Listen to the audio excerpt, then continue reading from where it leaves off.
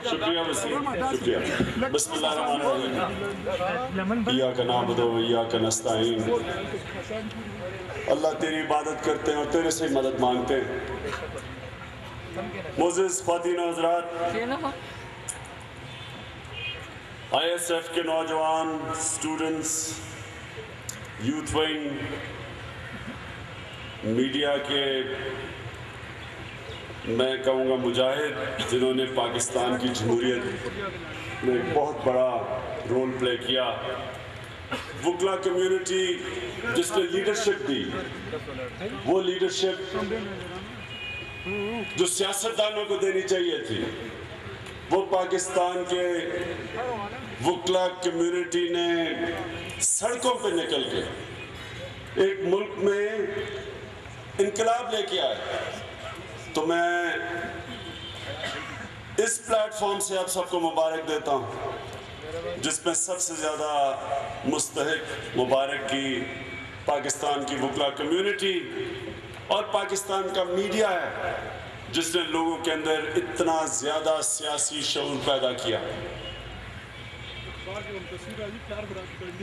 जो चीज़ आपको आज समझनी है वो ये कि ये मौजूदा जंग किस चीज पे चल रही है। ये क्या जंग है कि 18 फरवरी को कौम ने अपनी वोट के जरिए इतना बड़ा इनकलाब लेके आए, दूर कर दिया मैंने कहा, लेकिन आज कुछ भी तब्दील नहीं हुआ। जो माशी टीम है मौजूदा, वो सारी शौकत अजीज की है। वो शौकत अजीज जो गुमशुदा है, पता नहीं किधर गायब हो गया। वो इनकलाब माशी इनकलाब लाके आज सारी दुनिया ढूंढ रही है कि शौकत अजीज किधर भाग गया। अभी तक उसी की टीम है। उसके अलावा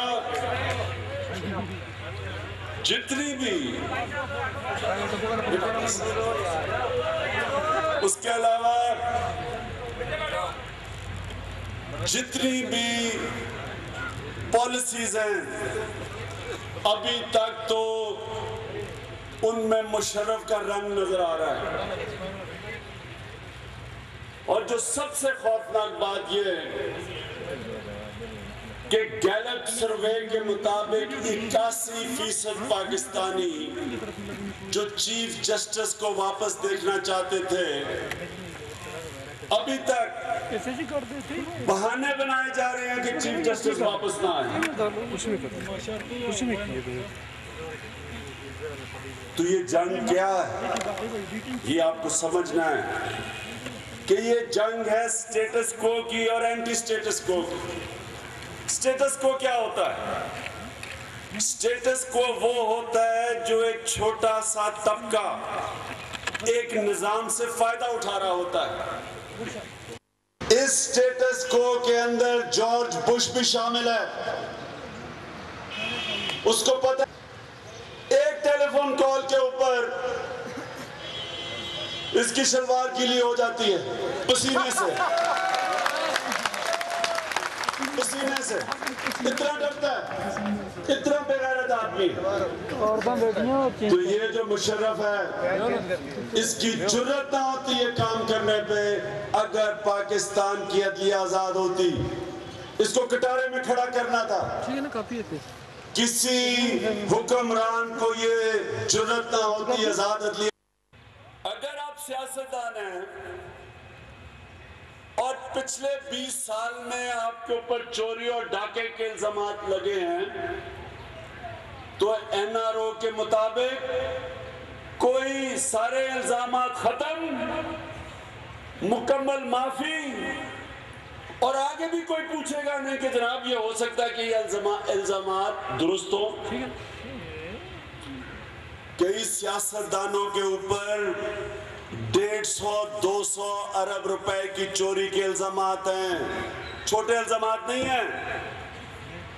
150-200 अरब रुपए, 1 अरब में 100 करोड़ होता है। ये बच्चों को तो पता भी नहीं होगा कि 150-200 अरब कितना होता है। 1 अरब का मतलब 100 करोड़ रुपया। जनरल मुशर्रफ ने आसिफ जरदारी के ऊपर करोड़ों रुपया खर्च करके ये कहा कि इसने इस मुल्क से 150 अरब रुपया चोरी किया है। जनरल मुशर्रफ ने कहा आपका पैसा इस्तेमाल किया गया, आपके टैक्स के पैसे से इन्होंने मैं एक वकील जानता हूं, मैं एक वकील को जानता हूं जिनको इन्होंने 12 करोड़ रुपया दिया आसिफ जरदारी के केसेस के ऊपर। 12 करोड़ रुपया आपके टैक्स के पैसे का। तो वो तो एक वकील था, 6 साल में इन्होंने पता नहीं कितने वकीलों को पैसा दिया और फिर अखबार में शाया किया कि आसिफ जरदारी के पास बाहर 150 अरब रुपया पड़ा है। एकदम एनआरओ आया, एनआरओ का मतलब मुकमुका कि जनरल साहब हम आपको बचाएंगे, आप हमारी दौलत बचाएंगे। ये है एनआरओ, उनके ऊपर नहीं है। वो गरीब आज पाकिस्तानी, मैं जो 7 दिन जेल में गुजार के आया हूं, मुशर्रफ के बदौलत मुशर्रफ साहब ने मुझे भी दहशतगर्द करार दे दिया और मुझे बड़ी खुशी है कि इस बेगैरत ने मुझे दहशतगर्द करार दे दिया गया। इसके लिए मैं वाकई दहशतगर्द हूं। मुझे पता है इससे मेरे से दहशत आती है इसको। तो ये जो बेगैरत आदमी ने 7 दिन मुझे जेल में गुजारे, तो मैं जब जेल में गया मुझे हैरत हुई कि सिर्फ जेलों में गरीब लोग हैं, जेलों में सिर्फ गरीब लोग नजर आते हैं आपको। मैं अगर हूं, मैं इनमें से आधों को तो वैसे छोड़ दूं बेचारे गरीब लोगों को, कि जब एक रियासत एक गरीब आदमी की बुनियादी जरूरियात पूरी नहीं करती तो वो क्या करेगा। हजरत उमर ने जब मदीना के अंदर कहत पड़ा तो हाथ काटने वाली सजा जो चोरी के लिए थी वो मुलतवी कर दी। उन्होंने कहा कि अगर हम लोगों को इनाज ही नहीं दे सकते तो हमारे ऊपर कोई हक नहीं कि हम इनको सजा दें। आजकल के दिनों में ये मुशर्रफ या वो जो गुमशुदा शौकत अजीज है, इनसे ये हमें एक चीज तो बताएं कि जो वर्ल्ड बैंक के मुताबिक 75% पाकिस्तानी 3500 रुपए के इर्द गिर्द या उससे नीचे गुजारा करते हैं। 75% पाकिस्तानी। मैं सिर्फ एक सवाल पूछता हूं कि 3500 महीने में मुझे एक बताएं कि एक आदमी गुजारा